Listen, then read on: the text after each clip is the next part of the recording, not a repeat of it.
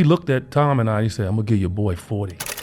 Son of a gun goes out, scores 52, and they win by 26 or something after 18 holes of golf. He gets to Randy Whitman and he slaps him on behind and he said, lace him up, it's gonna be a long night. He turned and walked out. Michael Jordan, often known as the GOAT of basketball, has some of the craziest stories of all time. He destroys his competition with style and demands respect. Because if you dare disrespect Michael Jordan, be ready for the longest night of your life. If you're ready to hear some of the craziest Michael Jordan stories, make sure to grab some popcorn, like, comment, and subscribe, and let's experience his greatness together. We were playing the Chicago Bulls, and this is Michael Jordan's third or fourth year in. Okay. And we were playing the next exhibition game in some obscure place. And most veterans do not like to play in exhibition games. They want to get to the real thing. I'm a wide-eyed, energetic rookie, and we're playing this exhibition game, and Michael's going through the motion.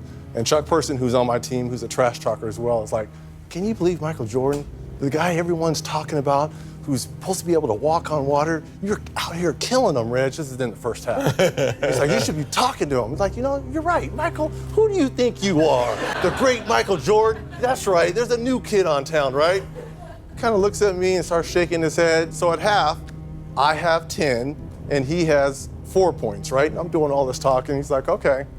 Into the game in the second half, he ended up with 44 and I ended up with 12. And as he's walking off, he's like, be sure and be careful. You never talk to Black Jesus like that. Michael Jordan walks in our locker room before the game. We in suit and tie, haven't gotten dressed yet. He walks in our locker room and I'm like, what the hell is he doing? You know, so I'm thinking maybe going to the training room or something. So he walks by me, he walks by Kevin Willis, and he gets to Randy Whitman and he slaps him on behind and he said, lace him up, it's gonna be a long night. He turned and walked out. And I'm in shock. I'm like, did he just, I didn't know what to say. He had 60, but you know, even though he had 60, it's the way he had it. You know, it was electric, man. I mean, it was incredible to witness. He was so efficient, as well as being an assassin, a killer out there on the floor. And he wanted to basically take your heart with every possession. That's who he was. I mean, he wasn't a guy without there making friends. My greatest battles that I've had was against Michael. Michael and I, throughout our career, through our whole career, we were the only two as foes to average over 30 against one another for a career. I get a call from Michael, meet me at Sunset Ridge. Early, we're gonna go play 18 holes. We didn't have a game. We actually had a day off. So I meet him at Sunset Ridge. Big old Greg Kunkel, who's one of the best people in golf here in Chicago. I got to mention Greg at Sunset Ridge. So we played around, beat him for a couple thousand, and I'm getting ready to leave. Now, Bulls are playing that night. They play Cleveland that night. So I'm thinking he's leaving. It's 10 o'clock. He's like, no, let's go play again. So he goes and we fill up a bag full of ice and Coors Light, and we walk again. we roll around another 18, and I take him for another couple. And yeah, and now we've been drinking all afternoon. Now he's going from Sunset Ridge to the stadium to play a game. And I'm like messing around. I'm like, I'm gonna call my bookie, and all the money that you just lost to me, I'm putting on Cleveland tonight. He goes, I'll tell you what. He goes, I'll bet you that we win by 20 points and I have more than 40. I'm like, done. Son of a gun goes out, scores 52, and they win by 26 or something after 18 holes of golf and having like maybe 10 Bud Lights. Stop. The man, Michael Jordan, to me, is probably the best athlete that I've ever seen, that I've ever been around and watched play, and you know the way he presented himself and played the game.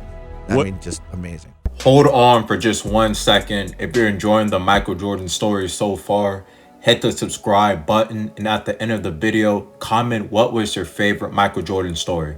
Let's continue. He does take everything personal, and everything that he does, cards, whatever. I was in a room with him for, I don't know, 5 hours one time, day of a game. It was an exhibition game, and he would not let us leave. And we were stiff. I called Cotton, said, Cotton, I can't go. He said, that's okay, I was gonna hold you out. Tom called him up. Cotton, I'm sore, I can't go. That's okay, I wasn't gonna play. So Jordan stands up in the room and he says, you tell that boy Dan Marley, I got something for him tonight. He looked at Tom and I, he said, I'm gonna give your boy 40. We like, who? Dan. I'm like, yeah, okay, whatever. Bet 100, bet 200. I took the bet. Tom took the bet. So he starts the game and he just going nuts. I'm over there still stiff. I got heat packs under my clothes, man. I'm like stiff. This man's out there going crazy. And Tom and I sitting there looking at him like, this dude is just insane. So he had about 34. And he walks over to the bench and he catches the ball. He looks at Tom and I like, get that money ready. And Dan's guarding him. He reverse pivots on him. So Dan's got to backed up. And he went right and he just tried to tear the rim down, right? And holding up 400. Michael came over after the timeout. He said, Cott, your boys, they were playing cards with me all day. Man, that's why they not playing. And they bet me too. I told him I was gonna give your boy Dan Marley 40. Cott looks at Dan. He said, Dan, what did you do to Michael? Just messing with him. And Dan was like, I didn't do anything to him. Y'all know that motherfucker MJ. Yeah, I was talking shit to him in preseason. You know, I didn't know that they don't play in preseason. Right. They just cruised through it, and then when the season got there, he took it personal because I had like 20 seasons he didn't play. I was talking a lot of smack. So I'm killing him. Had about 21. He played about 7-8 minutes. Then all of a sudden, we got to play him in the first game of the regular season. He come to Seattle.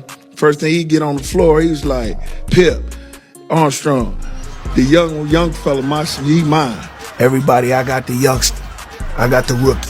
All night. Let me bust his ass all night. He's like, this ain't preseason. You know what I'm saying? Man, he remembered it, man. And then all of a sudden, man, I get quick 2 fouls, man, in 4 minutes, man. I sit down. I played about 8 minutes. Had no points. About 2 assists or whatever. And he had 35. After the game, he was like, I told him, welcome to the NBA. I did not know Nick Anderson said 45. What you doing? You don't get this man no field. What did you do? So when I saw that, I was like, oh my God. But we ended up winning 4-2 on that court. That was the first time hard screen. I didn't like that Boy, they say Jordan's trainer like, when you want to start? He said tomorrow, lifting weights. And he said, all he kept thinking was Orlando. Man, they played us there was Shaq last time. And we was like, what the fuck you doing, you know? Somebody said, look at the scoreboard. He left 45 for last year on the scoreboard. Man, if y'all enjoyed the video, make sure to like and subscribe. Check out these other videos over here and comment who is the greatest basketball player of all time. Is it Jordan or LeBron or Kobe? Let me know and I'm out.